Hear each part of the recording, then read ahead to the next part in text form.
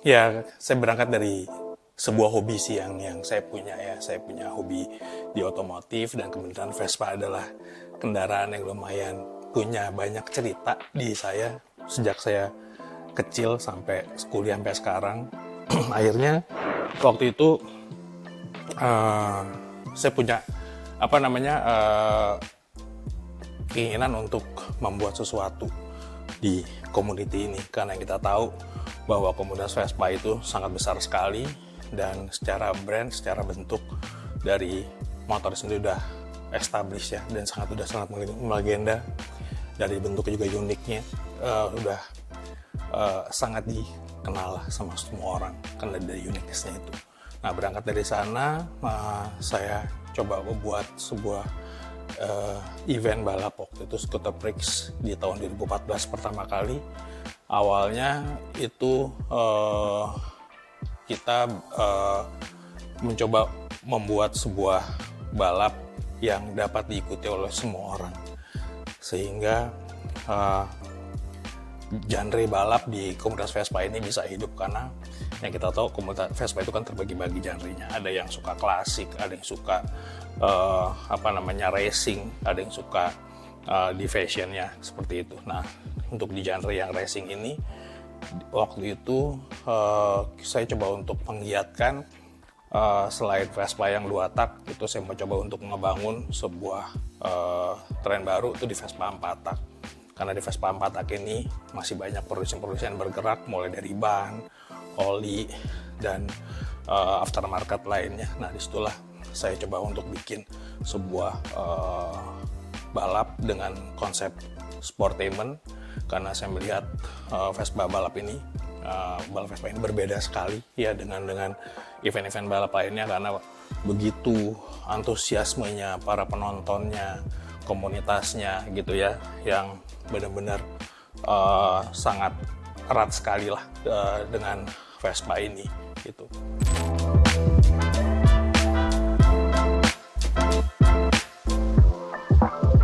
Total tuh saya udah 12 event ya, 12 kali ya.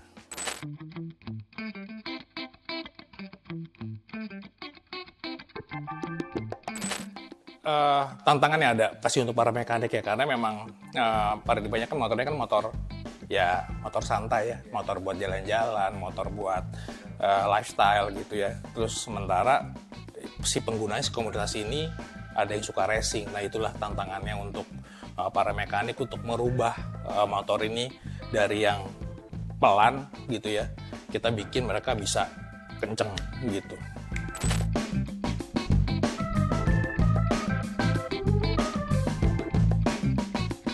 Sebenarnya untuk kelas kita ada 14 kelas, cuman kategori itu sebenarnya kita bedakan hanya dari si ridernya aja, ada dari open dan ada dari pemula. Nah, untuk jenis motor sendiri itu yang biasa dipakai itu ada motor 2 tak, itu ada yang large frame dengan yang small frame. Nah, itu pun kita bagi juga, ada yang misalnya yang kata large frame itu ada yang standar, terus ada yang tune up, ada juga yang FFA, free for all. Nah, kalau yang 4 tak juga kita bikin seperti itu, ada yang 160 cc, ada yang 220 cc, sama dengan FFA, free for all. Itu yang kelas yang tertinggi.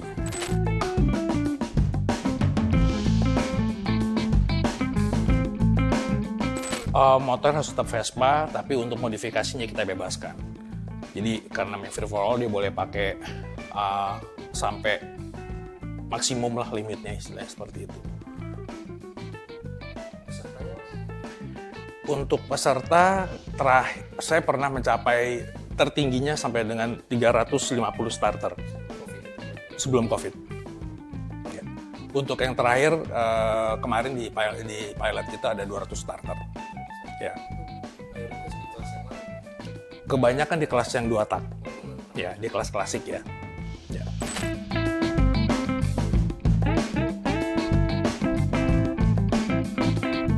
Itu kita mencapai starter ada di hampir 200 juga ya, karena lumayan kemarin sempat balap Vespa sempat berhenti, jadi karena berhentinya itu bikin orang istilahnya yang punya motor jadi tidur lagi gitu. Jadi memang yang kita kejar adalah gimana caranya kita sebagai promotor untuk bikin satu event yang benar-benar continuity gitu. Jadi jangan stop, sehingga para builder, bengkel itu dia tetap ngebangun motornya, terus ada ya tim-tim juga akhirnya motornya hidup lagi gitu. Itu yang harus kita jalani. Itu termasuk tantangan ya.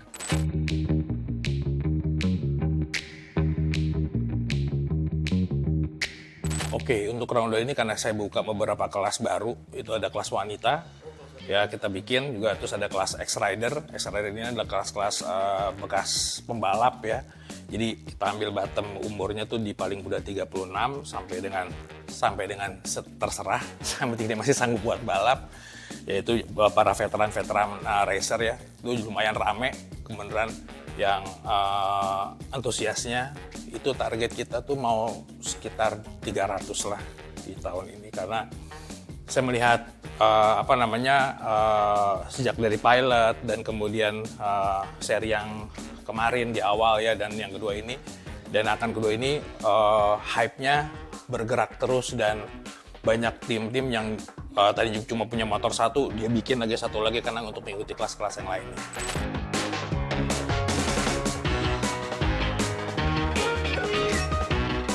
Scooter Breaks ini ada yang 30-an sih, 30 early ya, 31, 32 itu masih ada.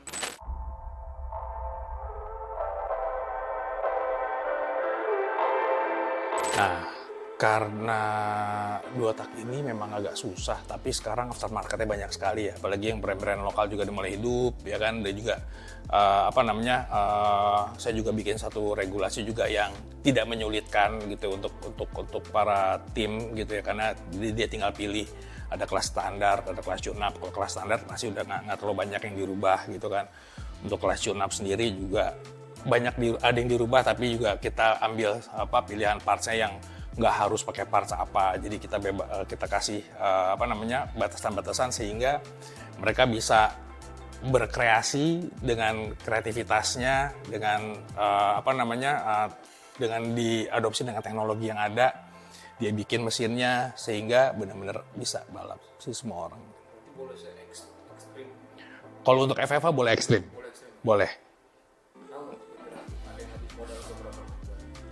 So far yang saya tahu terakhir itu ada sampai 500. Ya.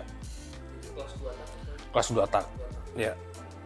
Karena itu dari sasisnya mereka beli ya dari luar, tuh ada aftermarket, terus mesinnya juga beli ya, tuh benar-benar udah ya satu gelondong-gelondong gitu. Jadi benar-benar dia bikin motor, bukan memodifikasi motor gitu.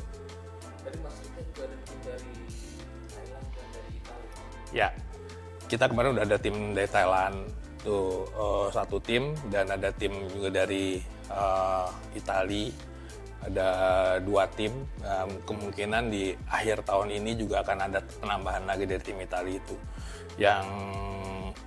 yang kita kita coba jagain adalah masalah schedule agar tim-tim luar negeri ini banyak yang bisa datang, karena problemnya di kita itu adalah perubahan tanggal yang menyesuaikan hawa kejuaraan yang ada di Indonesia itu lumayan membuat promotor-promotor seperti kami, promotor istilahnya komunitas gitu ya, sulit untuk bergerak, karena kalau ada terjadi waktu yang bersamaan dengan kejuaraan, kita nggak boleh tuh bikin balap gitu. Jadi kita harus nunggu mereka selesai baru kita bikin gitu. Makanya pembalap luar negeri itu mau ikutan, tapi kalau begitu ada nabrak-nabrak kan kita harus pindah tanggal nih. Kalau mereka udah issue tiket kan udah nggak mungkin tuh. Makanya itulah yang kadang-kadang membuat pembalap-pembalap dari Italia itu benar-benar nungguin gitu, kecuali benar-benar mereka kayak misalnya ada ekspatriat yang udah kerja di Indonesia, paling mereka tuh yang jadi penyambungnya, yang ini tolong deh urusin mau balapin ini, temen yang ngurusin, udah book semua, udah gimana aman, baru mereka datang. Kalau yang benar-benar tim yang khusus datang, nggak ada di sini, nggak ada lokal ininya, agak sulit karena masalah schedule itu. Ya, sudah ke internasional. Jadi apa yang udah kita lakukan sama tim-tim yang di luar, tim Italia ini udah kedengeran Indonesia tuh bikin apa, dan jadi udah DM ke tim-tim lu bikin apa nih, kita ada balap ini nih gitu. Wah coba lihat balapnya, wah salah, gue udah komen-komenan bikin motor. Jadi hawanya udah mulai panas, jadi tuner-tuner Itali sama tuner Indonesia tuh mulai panas nih. Wah kata siapa tuner salah, wah, mereka saling punya, ya itulah religi masing-masing terhadap Vespa-nya gitu.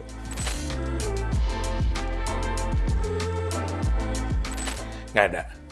Jadi kalau Vespa itu ya karena brandnya sudah melegenda, mereka sudah tidak lagi butuh untuk berpromosi lagi gitu. Mereka hanya cuma cukup ngeluarin, ada produk baru nih gitu. Udah mereka nggak akan melakukan apa-apa. Karena ya itu dia tadi, brand ini nggak akan pernah habis dimakan waktu gitu. Sampai anak kecil pun, kalau ngeliat motor dia jemputnya motor. Nggak nyebutin motor, tapi kalau anak kecil ngeliat Vespa pasti langsung Vespa. Otomatis.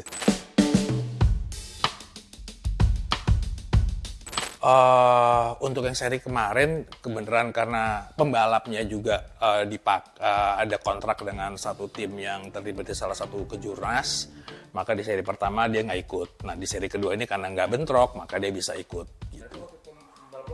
Pakai pembalap lokal. Ya. Bahkan ada motor udah ditaruh di sini, gitu. Iya. Gitu.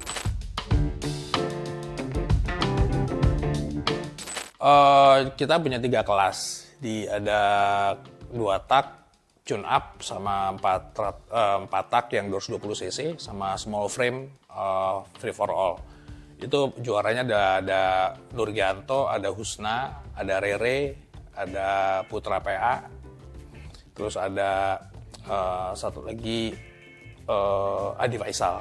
Nah mereka ini kalau di kalangan komunitas gitu ya sudah memiliki fans-fans masing-masing, jadi menarik lah. Apalagi kalau ada tahu husna.com gitu ya, dia tuh udah ya secara profiling menarik sekali gitu ya, memberi karakter.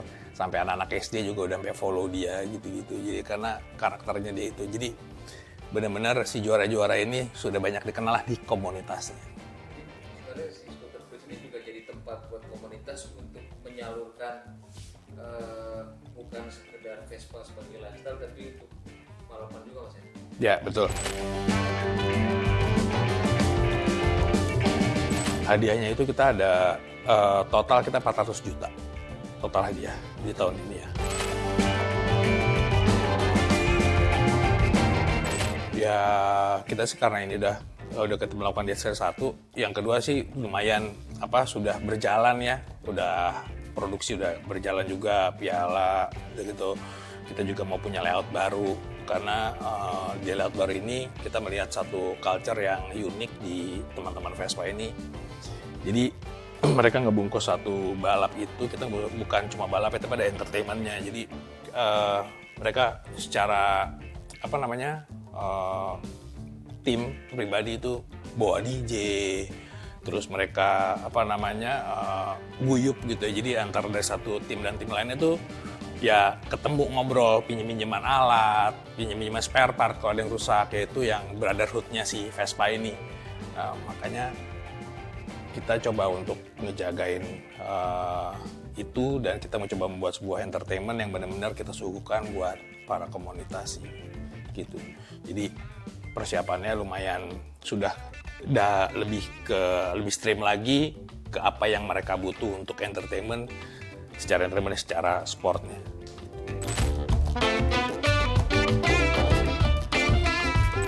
Mimpi besar sih kita pengen menjadi suatu event gitu ya. Kami dari Springboard pingin banget event ini menjadi suatu kiblat di Southeast Asia ya, menjadi balap Vespa yang terbesar di Southeast Asia ya. Kalau di Thailand itu ada drag race-nya, kita terkenal drag race-nya. Indonesia ada Skuter Freaks dengan balap Vespa-nya itu sih. Dan kita juga kepingin produk-produk lokal yang ada di Indonesia khususnya untuk aftermarket Vespa itu keangkat sehingga industri makin hidup dan dunia juga makin bisa hidup lagi. Gitu. Indonesia salah satu komunitas Vespa yang besar. Iya betul. Ada mimpi untuk menarik skuter lain mas? Skuter lain kayak di luar Vespa. Kalau di luar Eropa ya kita pengen banget, karena ya itu dia tadi, sebanyak-banyaknya saya pengen ada peserta lagi di luar negeri bisa datang regulasi untuk masukin motor juga makin kebuka untuk sport ya. Jadi ekspor dan reekspor itu bisa dipermudah untuk sport. Terus juga mengenai izin mereka start juga bisa dipermudah, sehingga ya dunianya akan bisa makin hidup lagi sih dengan adanya itu sport to sport seperti itu.